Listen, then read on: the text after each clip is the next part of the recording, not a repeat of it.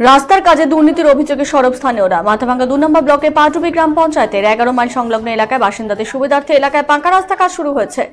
পথশ্রী প্রকল্পে প্রায় 1,25,00,000 টাকা বরাদ্দ কিছুদিন আগে কাজ শুরু হয়েছে।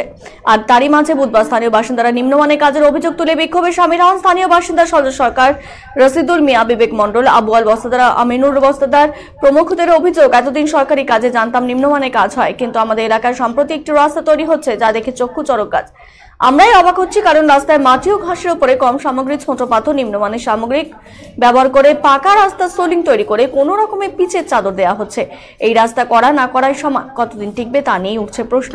সরকারি টাকা এভাবে 9-6 করে কার লাভ, প্রশ্ন স্থানীয়দের। অভিযোগ হচ্ছে আমি জমির মধ্যে কয়েকদিন থেকে কাজ করতেছি, ঠিক আছে। আমি দেখতেছি পাথর বালু ওরা ফালাইছে প্রথম, ঠিক আছে। তারপরে ওইগুলো ঘাসগুলা রয়ে গেছে, ঠিক আছে। সাইডের যে ঘাসগুলা এক ফুটা চুলে নাই, ঠিক আছে। আমি এসে বললাম, দাদা ঘাসগুলার উপরে যে পিচ করতেছেন, ঠিক আছে, কয় কি রাস্তাটা যে পাইছি এটা বলে আমাদের ভাগ্য, ঠিক আছে। কয় কোনো এখানে কথা বলে লাভ নাই, পয়সা এরকম আটক করছিল, ঠিক আছে। কোনো শিখতে পারে নাই আমাদের, ঠিক আছে। রাস্তাটা পাইছো এটা তোমাদের কপাল, ঠিক আছে। তোমাদের বুথে এরকম কোন রাস্তা আছে আরো,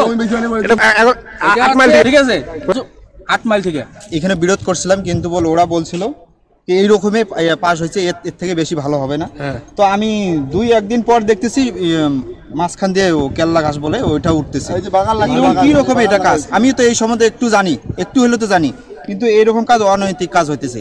ও কাগজ দেখাবে, কাগজ হিসেবে যা থাকবে ওই হিসেবে কাজ করে দিতে হবে। ও কাগজ বলে নিজেই জানে না কাগজ কোথায় আছে, আরো করে দিচ্ছি আমরা। কাগজ দেখাও, তারপরে সব হবে, কাগজ হিসেবে কাজ হবে। আমার উপরেই চড়া হয়েছে। কারা? আমরা ছিলাম প্রথমে 2 জন, কিভাবে চড়া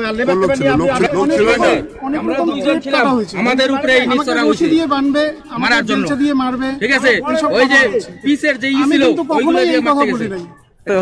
কাজ আমাকে অফিস থেকে যেভাবে বলছে আমি সেইভাবেই কাজ করছি।